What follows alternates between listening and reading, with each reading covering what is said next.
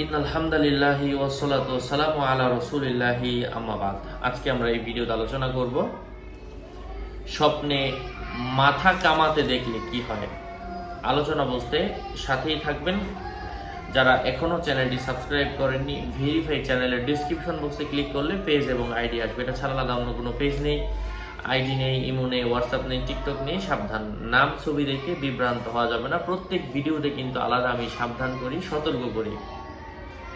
স্বপ্নে এটা পুরুষদের জন্য, পুরুষরা যদি চুলের মাথা কামাতে দেখে, পুরুষের জন্য এটা শান্তি, নিরাপত্তা, যে কোনো কাজের বিজয়, অথবা ঋণ পরিশোধ হওয়া, অথবা প্রশস্ত রিজিক লাভের সম্ভাবনা বুঝিয়ে থাকে। কারণ আল্লাহ তাআলা বলেছেন, লা তাদখুলুন্নাল মাসজিদাল হারামা ইনশাআল্লাহু আমিনিন মুহাল্লিকিনা রুউসাকুম ওয়া মুকাসসিরিনা লা তাখাফুন। মহান আল্লাহ তাআলা বলেন, তোমরা নিশ্চয় মসজিদে হারামে নিরাপদে প্রবেশ করবে, তোমাদের মাথা মণ্ডিত এবং চুল কর্তিত অবস্থায়।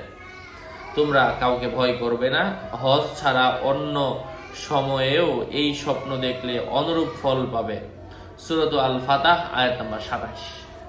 এই জন্য চুল কামিয়ে ফেলতে থাকা পুরুষের জন্য বিজয়, নিরাপত্তা, ঋণ পরিশোধ, প্রশস্ত রিজিক, ভালো কিছু বোঝায়।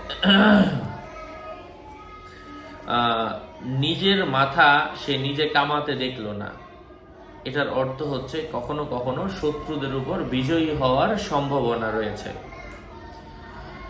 স্বপ্নদ্রষ্টা শত্রুদের উপর বিজয় পাবে, সম্মান ও শক্তি লাভ করবে। কারো মতে যাদের অভ্যাস মাথা কামানো তাদের জন্য শুভ হবে স্বপ্নটি। মাথা কামানো যাদের অভ্যাস নয় তাদের জন্য শুভ হবে না স্বপ্নটি। কারো মতে যোদ্ধাদের জন্য মাথা কামাতে দেখা নিশ্চিত শাহাদাতের প্রতীক বোঝায়।